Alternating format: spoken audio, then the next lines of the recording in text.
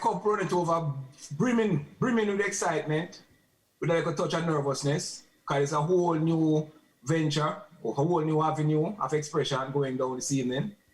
Thanks to Joel Moyoung and Naima Edwards for allowing me the opportunity to bring my little snippet, my little reminisce, my little knowledge of my little era that I'm from, Port Antonio, Portland. And although it might be a little bit parochial, it kind of is a microcosm of many of the countryman's life in Jamaica. Yes, indeed. So my little reason is basically friends, family, community. No politics, no religion, no susu. Because if we go down the lane of the susu thing, we're going to can't find a way back out. I know you go town, Port Antonio, Portland, and no flicker labrish, no flicker susu, no flicker storytelling. But we're not going to go down that. We're going to just keep it light, we're going to keep it eerie, we're going to make some factual statements here and there. We're just kind of basically not living in the past, but just reminiscing on a very light and eerie note. Yeah, man.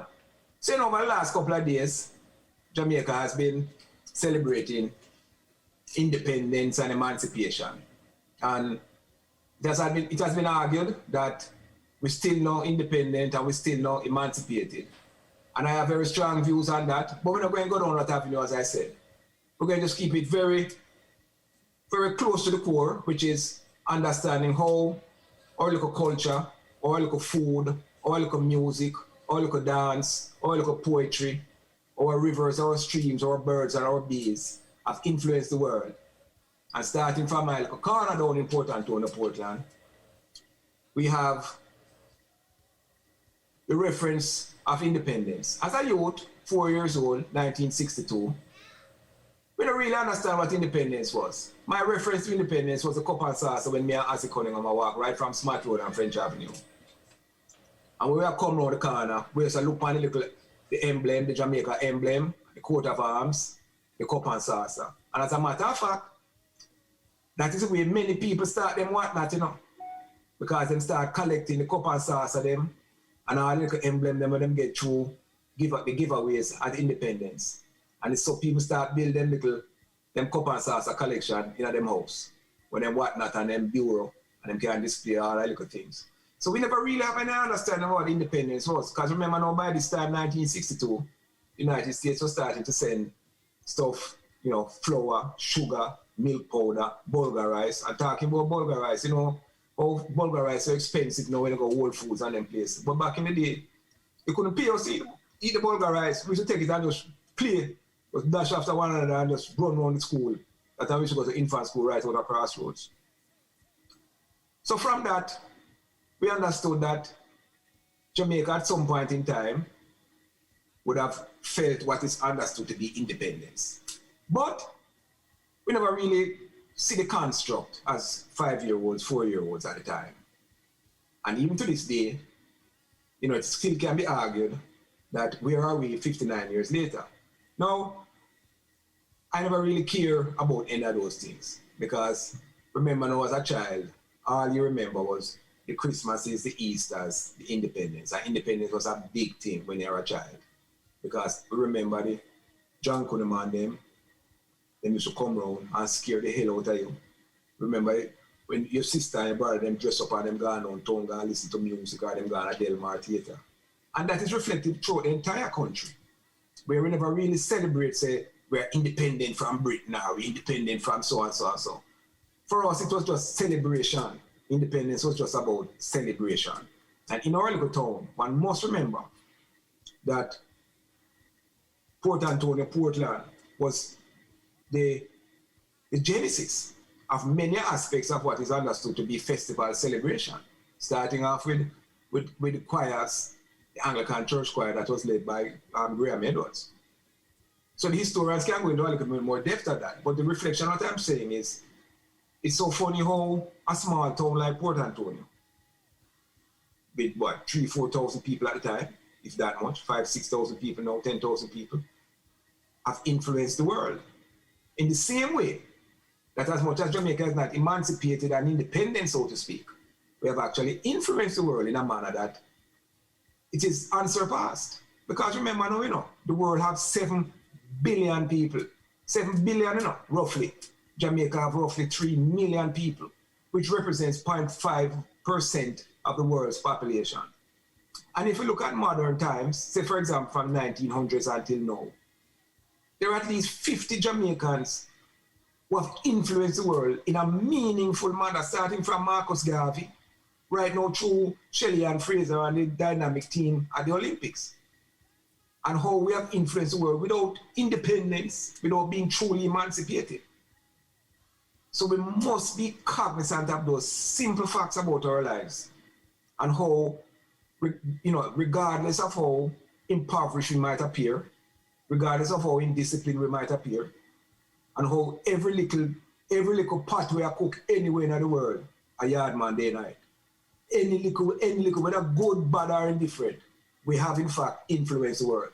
So coming from our local community there in Port Antonio, Portland, there are so many factors that were built for us to,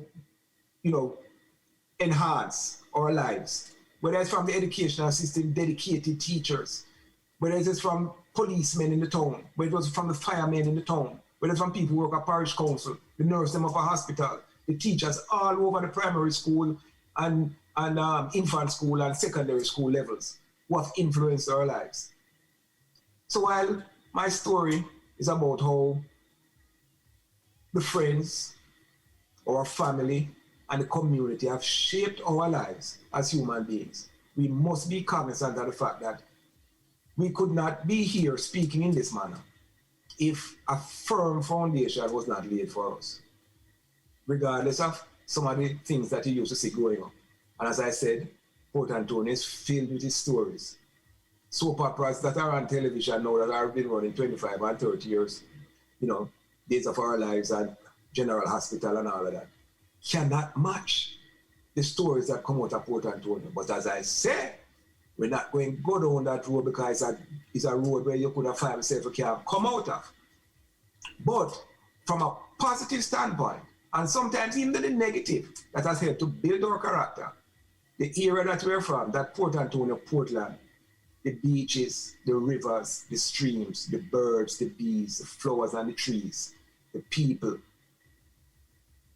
the foundation that was laid for us is unsurpassed. And I can't understand why, for example, people will move away from the area. So they move away from Port Antonio, or they move away from Falmouth, or they move away from, Lucy or Brownstone or whatever. And their idea of connecting back with the area is when they come and they see something that they left intact and they see it out of place, they make a critical comment instead of figuring out a way that they can give back to the community. Because it's one thing Port Antonio taught me as a human being. One thing is that the joy in your spirit is enhanced when you give back. I learned the art of giving back to community from that small town, Port Antonio, where resources were limited. Remember now, that we have no major big industrial complex, but what we had were good people, whether they were involved in the educational system, whether they were involved in policing, whether they were involved in firefighting, road building, whatever it was. Whether they come from the Rio Grande Valley, or they come from Port Antonio, whether they come from Long Bay or Nata Bay. They were just simple people in those communities who made your life somewhat meaningful. Whether they contributed to dance, whether they contributed to poetry, whether they contributed to acting, and don't start mentioning the number of musicians that came out of our area, who became very, very influential, to name just a few. Nelson Miller, who toured in Burning Spear for years, Lenford Richards, all of them guys from Sing Out Jamaica, Sing Out Port Antonio. Starting with Ray and the Jaguars from Del Mar Theatre. Because remember now, like you were talking about independence and festival song. Remember back in the day when festival songs used to tour the country. So when they come Del Mar Theatre and the Jamaican, Tommy Cowan and the Jamaicans, them come. That's how them people built their careers. And Port Antonio was a stamping ground for many. I mean, I'm not talking about the celebrities who used to pass through undercover when they come and do them little quiet getaway. Or that the Sansan area, wherever else they used to choose to go. So that little era that we're from has allowed us to embrace what is good and positive about the world, despite, or in spite of many of the misgivings that we might have had. Because remember now, we never grew up understanding what wealth and poverty really were. We understand that some people had a little bit more than some. Civil servants had a little bit more access to certain things than some. Many of us, our parents were just, office helpers and just laborers. But it never made us less of a person because we never measured our friendship. So whether it was a Chinaman down William Street, Nesali, or the Syrian, where we used to call the Syrian, Hannah and them, or us as black people, and Joel and them, Chinese, half Chinese, whatever it was. What we understood was community. What we understood was unity. And we never even have to spell it out. We never discussed it. We just understood that we were friends, even though we had geographical differences in where we lived. But there was a common unity when you go downtown. No man will see a difference because you come from Bombrook or you come from Prospect or you come from Central on a French Avenue, Smart Road. Nobody will really see a difference. But we understood each other. We understood that it's one little community we have. But we never discussed it. We never discussed your social stratus. We never discussed that status. We never discussed any of those kind of things. We just kind of felt that we had a bonding. And for that, we have been able to stay in touch with each other over the years and made our lives meaningful in giving back to community. And you see that picture behind me, that's a Titchfield High School. All of you know it, the bay behind us, right? And we understand the influence that little area, that little idyllic area called Port Antonio, Portland. And while, as I said, it can be somewhat pedestrian to some, or it can be somewhat, local, parochial to some, but it's a reflection of what our country, our people, as small an island as we are, 3 million people, how influential we have been on the world, in the same way that our little town, Port Antonio, through the influence of our parents and our friends and our peers, have made our lives meaningful to the point where here we are working together as a team to make things happen so that we can just keep our life story vibrant and filled with energy.